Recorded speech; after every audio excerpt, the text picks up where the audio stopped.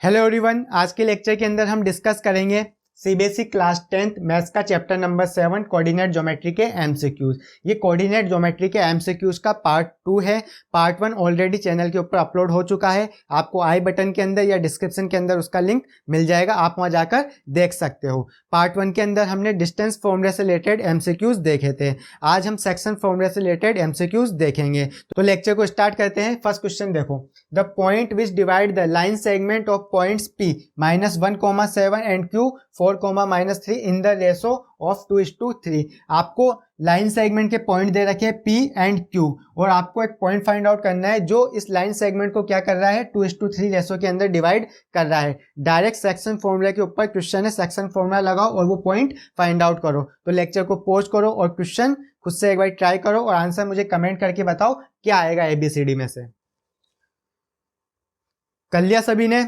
देखें तो सबसे पहले क्या करना होता है, रफली डायग्राम बनाना होता है। तो ये हमारा line segment point P and Q।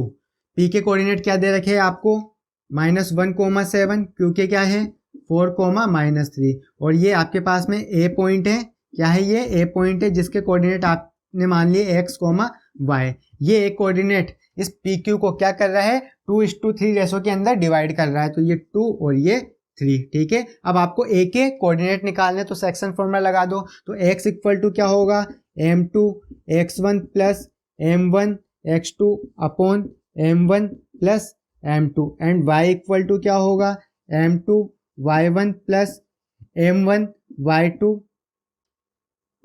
Upon M1 plus M2, ठीक है। वैल्यू पुट कर दो। तो X इक्वल टू ये M1 है और ये M2 है। ये कोऑर्डिनेट हमने X1 एंड Y1 वाले मान लिए और ये हमने मान लिए X2 एंड Y2।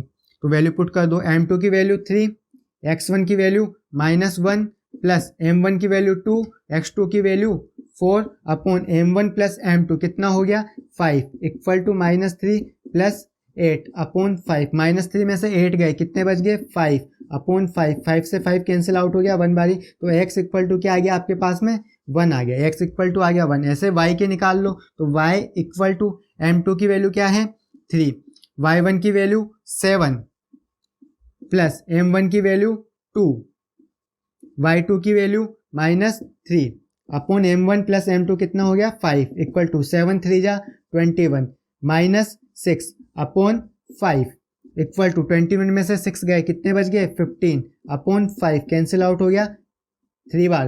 तो y की वैल्यू कितनी आ गई आपके पास में 3। y की वैल्यू कितनी आ गई 3 आ गई। तो कोऑर्डिनेट क्या हो गया आपके पास में 1,3, ठीक है। ऑप्शन देखो कौन सा सही होगा, ऑप्शन डी क्या हो जाएगा यहाँ पे करेक्ट हो जाएगा, ठीक है। आगे सभी को समझ में, डायरेक्ट सेक्शन फॉर्मूला के ऊपर बेस्ट क्वेश्चन था, तो नोट डाउन कर लो इसको। अगला क्वेश्चन देखो, the ratio in which the line segment joining the points P -3,10 and Q 6,-8 is divided by O -1,6 is, ठीक है। आपको क्या दे रखा है यहाँ पे, लाइन सेगमेंट के पॉइंट दे रखे हैं और आपको उसके ऊपर एक पॉइंट दे रखा है और ठीक है, आपको क्या पूछ रहा है यहाँ पे कि ये पॉइंट इस लाइन सेगमेंट को किस रेशो के अंदर डिवाइड करेगा, ठीक है। ऑप्शन आपके पास में है, आपको रेशो फाइंड आउट करना है, मींस M1 और M2 की वैल्यू आपको फाइंड आउट करनी है सेक्शन फॉर्मूले के अंदर, ठीक है। लेक्चर को पॉज करो और क्वेश्चन को खुद से ट्राई करो, आंसर मुझे कमेंट करके बताओ क्या आएगा। कर लिया सभी ने?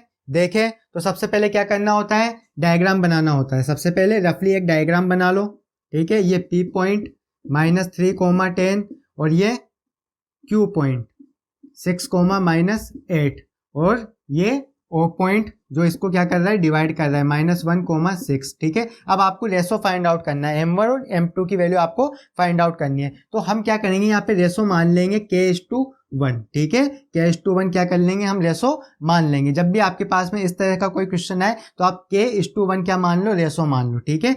M1 की वैल्यू K हो जाएगी और M2 की वैल्यू 1 हो जाएगी, ठीक है। ये आपके पास में कोऑर्डिनेट हो गए X1 एंड Y1 वाले, ये हो गया आपके पास में X2 एंड Y2 वाले और ये वैल्यू होगी X एंड Y की, ठीक है। तो X equal to M2 X1 plus M1 X2 upon M1 plus M2, ठीक है। तो इसके अंदर वैल्यू पुट कर दो। X की वैल्यू क्या है -1 इक्वल टू M2 की वैल्यू क्या है 1, X1 की वैल्यू क्या है -3 प्लस M1 की वैल्यू क्या है के, x2 की वैल्यू क्या है 6 upon m1 plus m2 k plus 1, ठीक है। क्रॉस मल्टीप्लाई करो तो माइनस का k और माइनस का 1 equal to -3 plus 6k। 6k को इधर ले आओ तो माइनस का k और माइनस का 6k इक्वल टू माइनस का 3, ये उधर गया तो प्लस का 1, ठीक है। अब क्या हो जाएगा आपके पास में -k एंड -6k, कितना हो गया आपके पास में माइनस का 7k इक्वल टू माइनस का 2, माइनस से माइनस कैंसिल आउट तो k इक्वल टू क्या आ गया 2/7 आ गया। तो रेशो क्या हो जाएगा आपके पास में 2:7 आ जाएगा, ठीक है। ये आपके पास में रेशो आ गया 2:7। तो ऑप्शन सी क्या हो जाएगा यहाँ पे करेक्ट हो जाएगा, ठीक है। अगर आप ऐसे नहीं करना चाहो, k:1 रेशो नहीं मानना चाहो, आप m1 और m2 रेशो लेके चलना चाहो तो उससे भी आपके पास में आंसर आ जाएगा। देखो x इक्वल टू m2, तो m2 x1 की वैल्यू क्या है आपके पास में -3 प्लस m1 x2 की वैल्यू क्या है 6 upon m1 plus m2, x की वैल्यू क्या आती है -1, ठीक है। तो इसको क्रॉस मल्टीप्लाई करो तो माइनस का m1 और माइनस का m2 equal to -3 m2 plus 6 m1, ठीक है। माइनस m1 वाला टर्म इधर लो, माइनस का 6 m1 इक्वल टू -3 m2, ये उधर गया प्लस का m2, ठीक है। -m1 और -6 m1 कितना हो गया -7 m1 इक्वल टू -3 m2 और प्लस m2 कितना हो गया -2 m2, माइनस से माइनस कैंसिल आउट हो गया तो m1 upon m2 equal to कितना आ जाएगा 2/7 आ जाएगा। तो यहाँ से भी रेशो आपके पास में वही आ गया, ठीक है। आप ऐसे करना चाहो तो आप ऐसे कर लो, आप वैसे करना चाहो तो आप वैसे कर लो, ठीक है। तो दोनों तरीके से आप क्या कर सकते हो, इस क्वेश्चन को कर सकते हो, ठीक है। आगे सभी को समझ में, तो इसको नोट डाउन कर लो।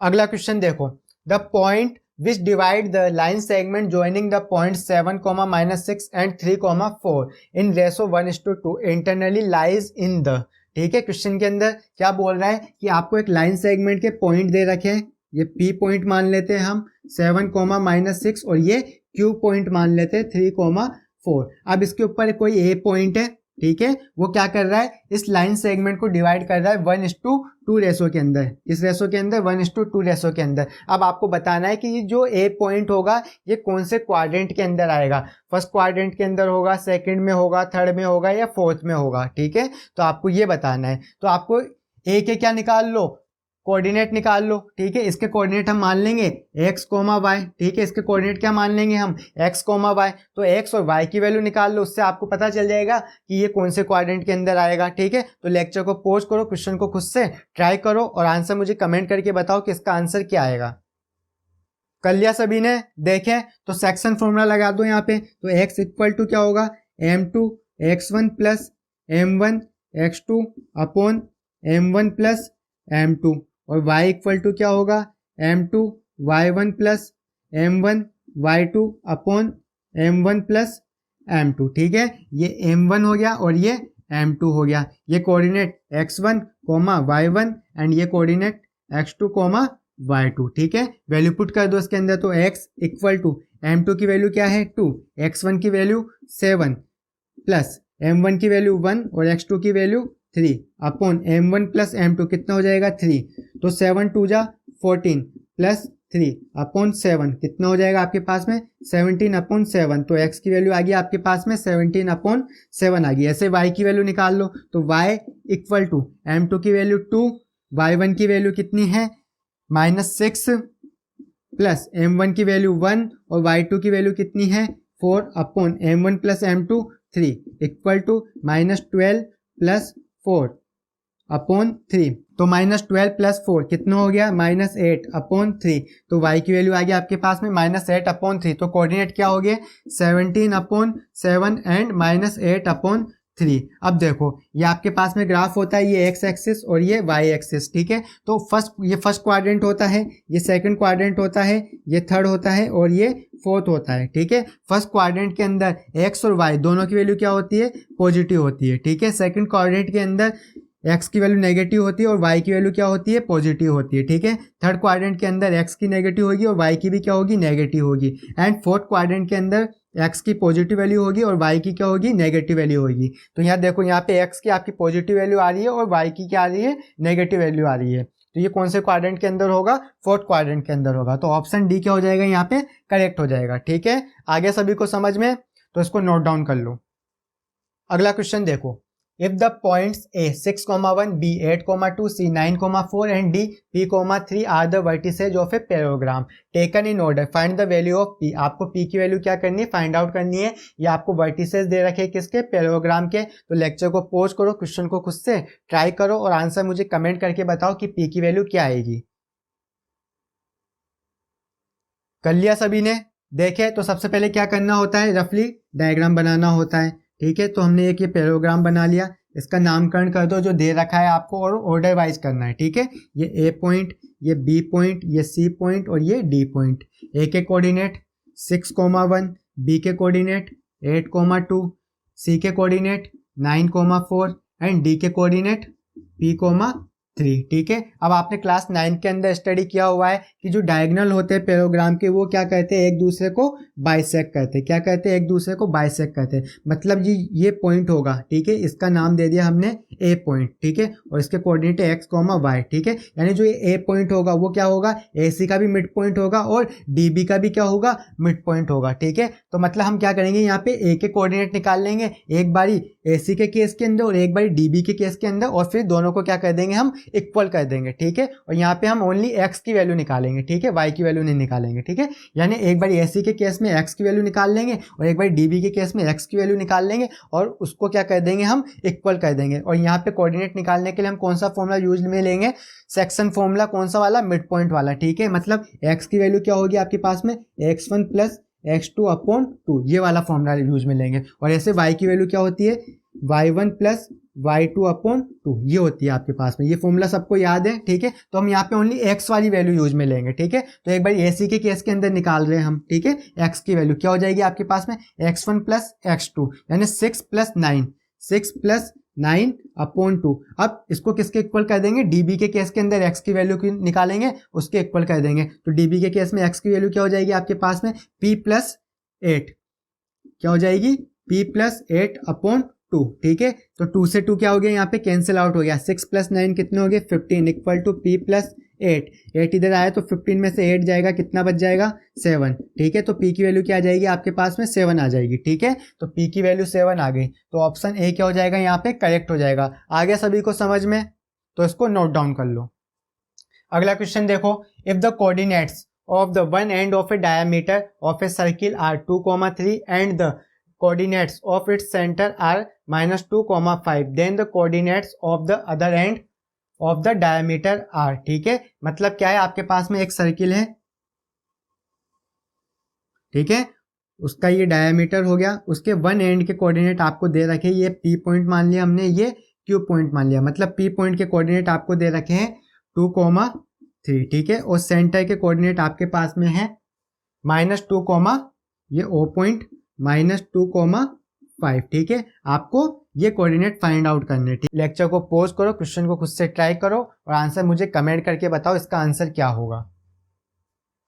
कर लिया सभी ने, देखें। तो यहाँ पे कौन सा फॉर्मूला लगा दोगे आप, सेक्शन फॉर्मूला लगा दोगे, मिड पॉइंट वाला, क्योंकि रेशो क्या हो जाएगा आपके पास में, यहाँ पे इक्वल हो जाएगा। तो ये सेंटर है आपके पास में। ठीक है, तो कौन सा फॉर्मूला लग जाएगा, मिड पॉइंट वाला सेक्शन फॉर्मूला लग जाएगा। तो -2 equal to x1 plus x2 यानी 2 प्लस x2/2। ठीक है, तो क्रॉस मल्टीप्लाई कर दो, -4 इक्वल टू 2 प्लस x2, तो -4 -2 इक्वल टू x2, तो -6 इक्वल टू x2। तो x2 की वैल्यू कितनी आएगी आपके पास में, -6 आ गई। ऐसे y2 की वैल्यू निकाल लो। ठीक है, यानी 5 equal to y1 plus y2 यानी 3 प्लस y2/2। 5 2 जा 10 इक्वल टू 3 प्लस y2, तो 10 - 3 इक्वल टू y2। तो y2 की वैल्यू कितनी आ जाएगी, 7। तो y2 की वैल्यू आ गई आपके पास में 7। तो कोऑर्डिनेट क्या हो गया आपके पास में, -6,7। ठीक है, ऑप्शन देखो कौन सा होगा आपके पास में, तो ऑप्शन यहाँ पे जो ए होगा आपके पास में क्या हो जाएगा, यहाँ पे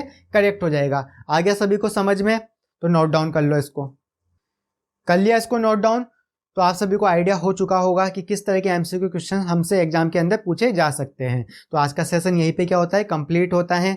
अगर आप चैनल पे नए हो और चैनल को अभी तक सब्सक्राइब नहीं किया है तो चैनल को क्या करना है, सब्सक्राइब करना और साथ में बेल आइकन को प्रेस कर देना, जिससे मेरे लेटेस्ट वीडियो की नोटिफिकेशन आपको टाइम टू टाइम मिलते रहे। और अभी तक आपने लेक्चर को लाइक नहीं करा है तो लेक्चर को लाइक कर दो और अपने दोस्तों के साथ में इस लेक्चर को शेयर करो। मिलते हैं अगले लेक्चर के अंदर, जब तक के लिए सबको हैव ए नाइस डे।